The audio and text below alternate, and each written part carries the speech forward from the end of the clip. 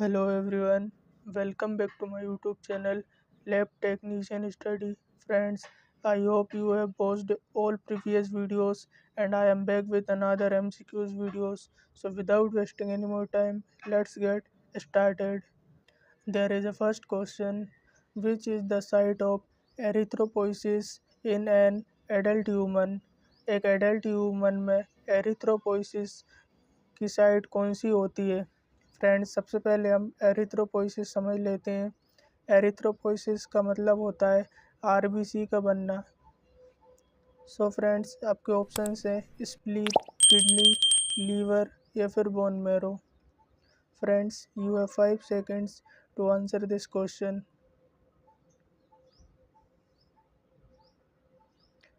Now let's see the correct answer of this question.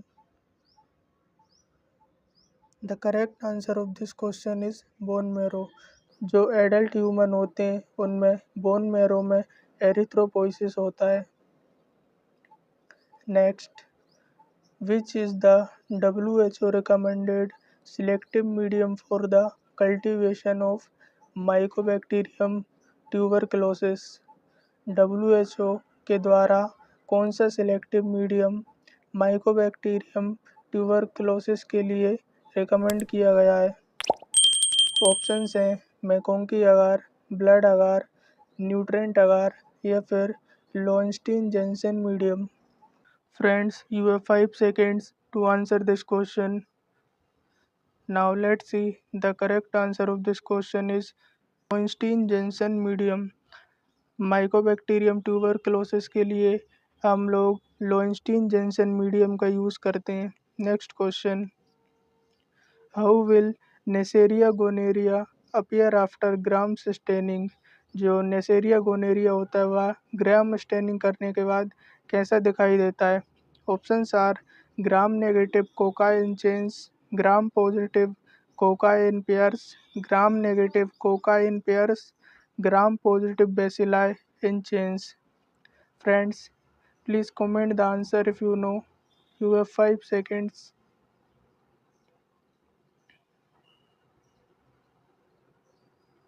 Now let's see the correct answer of this question.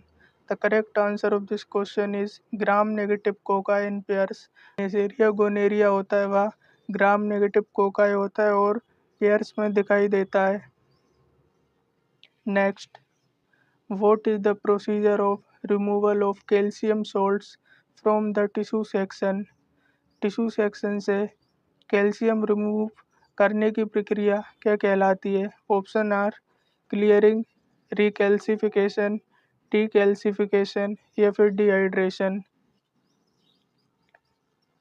You have 5 seconds to answer this question.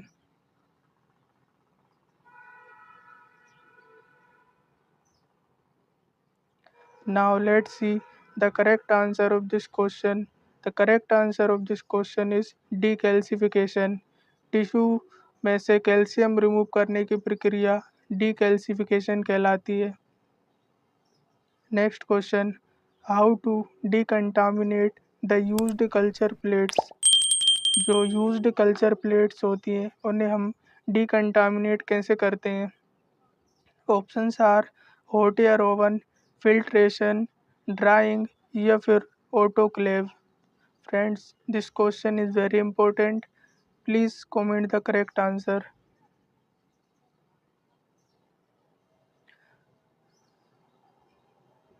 The correct answer of this question is autoclave. जो used culture plates होती हैं उन्हें हम autoclaving method के through decontaminate करते हैं। Next, which of the following is a dehydrating agent in tissue processing? इनमें से टिश्यू प्रोसेसिंग में डिहाइड्रेटिंग एजेंट कौन सा होता है?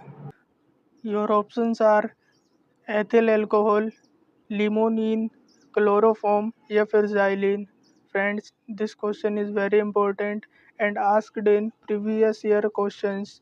सो friends, comment answer. Now let's see the correct answer of this question. The correct answer of this question is ethyl alcohol, जिसे हम ethanol भी कहते हैं। टिश्यू प्रोसेसिंग में हम एथेनॉल का use as a dehydrating agent use करते हैं। Next question, kala azar is a disease spread by, जो काला आज़ार डिसीज़ होती है वह किसके द्वारा स्प्रेड होती है? Options are black fly, mosquito, tsetse fly या फिर sand fly. You have 5 seconds to answer this question.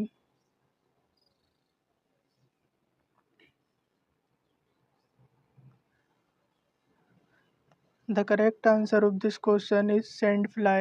जो सैंड फ्लाई होती है उसी के द्वारा काला आज़ार डिसीज स्प्रेड होती है। Next question, which of the following is an example of culture media for anaerobic bacteria? Options are MacConkey agar, LJ media, Robertson cooked meat medium या फिर न्यूट्रेंट अगार। इनमें से कौन सा कल्चर मीडिया हम anaerobic bacteria के लिए use करते हैं? Friends, this question is very important and asked in previous years competitive exams. So friends, please comment the answer. Now let's see the correct answer. Correct answer of this question is Robertson cooked meat medium, जिसे हम RCM medium भी कहते हैं और ये हम anaerobic bacteria के लिए यूज़ करते हैं। Next question, the Coombs test is used to detect.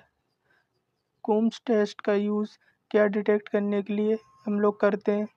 Options are red blood cell morphology abnormalities या फिर हीमोग्लोबिनोपैथीज़, प्लेटलेट फंक्शन डिसऑर्डर्स या फिर antibodies on the surface of red blood cells. You have 5 seconds to answer this question.